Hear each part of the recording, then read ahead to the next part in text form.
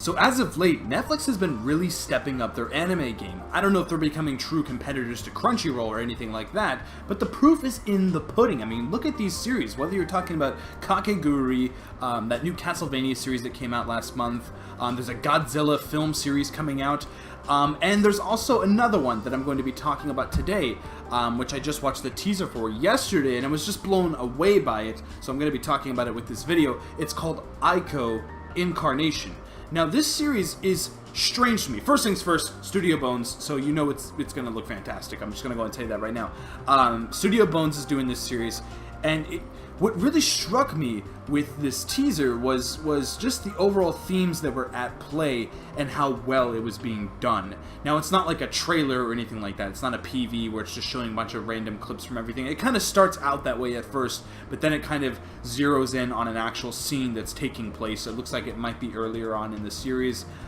It's just really interesting to me. So, very Ghost in the Shell-ish, very Ghost in the Shell, very, I don't know, it's very, I think they're calling it bio science fiction. I think they're dubbing it that, which is cool. It looks beautiful. Again, Studio Bones can do no wrong. Their animation is top-notch pretty much all the time, so it looks fantastic. But basically, there's all these people. They kind of look like Power Rangers.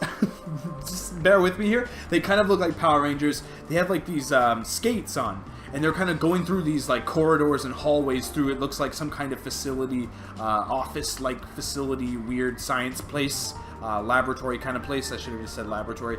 And they're trying to do something. Now, everything's pretty vague, but there's this thing called the Burst that is after them, and it's like an avalanche of just like a monstrosity that's coming at them. This gooey, just disgusting stuff. It looks really cool. The way they animate it, it looks a little CG here and there, but it looks very seamless, very, very seamlessly done.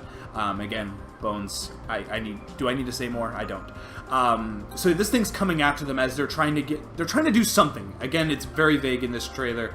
They don't really talk about what's truly going on, but there's a couple of things that really, I don't know, that piqued my interest. First things first, the characters. Now, the characters are all like, you know, typical anime type characters. They're all loud and funny, and it's not very serious. I mean, it is serious. There's serious stuff happening, but the characters are kind of joking around. They're saying certain things. Like they got a couple one-liners here and there. At least that's the vibe that I picked up. They're not like, it's not Ghost in the Shell. Ghost in the Shell would have been a little more serious. This is definitely a little bit more lighthearted, which I do like. I think it kind of works with this kind of scenario and what's happening in the world that they're in.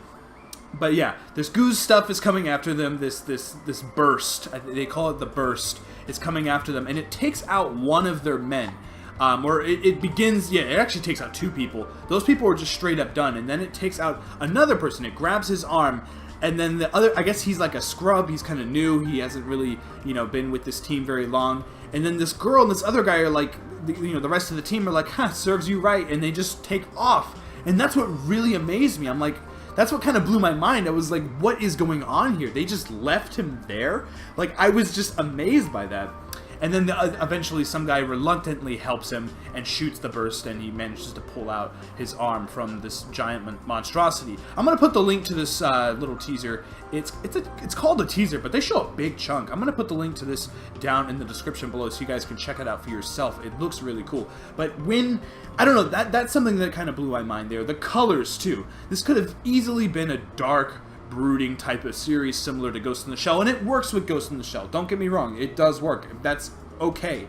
But it could have been that, and yeah, that might have worked, but they decided to go with a little more colorful aspects here and there, especially with the character design and what their suits are looking like. I mentioned that they look similar to Power Rangers, and they really do. There's like a pink one, a yellow one, green, I think there's red as well. And again, as I mentioned earlier, they have like inline skates on. They're like skating across this room. They have these rifles in their hand. It looks brilliantly done. It really does. I love these types of characters that they're creating in this series. Something else. The main, I believe this is the main kind of gist of the series, the main kind of twist that makes everything really interesting, is this girl. Her name is A.I.C.O, which is the title of the series, but it's spelled differently, like it's an actual name, A.I.C.O. And she's in a wheelchair, and I'm not sure where she is or where she's being held, but apparently she holds the key to something that's going on in the broader world with the burst and everything. And they kind of allude to certain things here and there where I could theorize about stuff, like it's all in her head or something like that. But I'm not going to do that because I think that would just ruin the fun of watching the series itself. I think I just kind of want to go in and experience it for myself.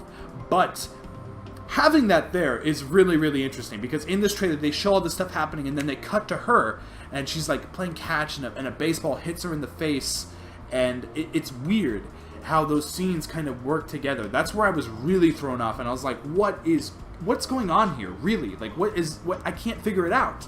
And it's what's really getting me excited for this series.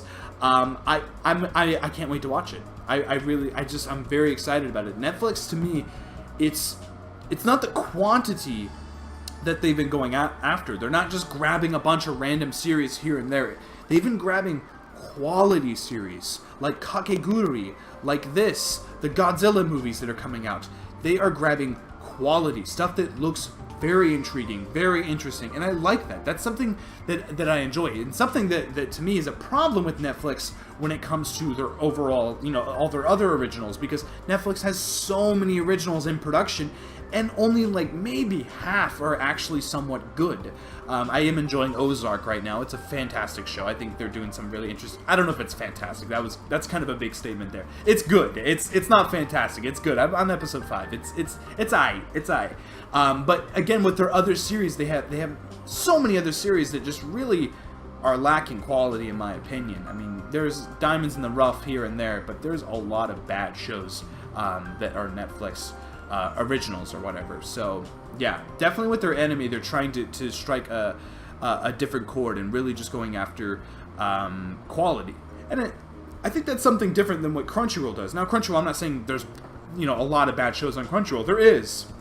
But that's not what I'm getting at. I just think Crunchyroll's more in the business of grabbing the popular series, the ones that people are going to be watching, and the ones, and that makes sense. I mean, that's a smart move to do. But Netflix, again, is going after that quality content, and that excites me even more for anime in the future on Netflix. So do you think that Netflix has the capability of being a true competitor with Crunchyroll?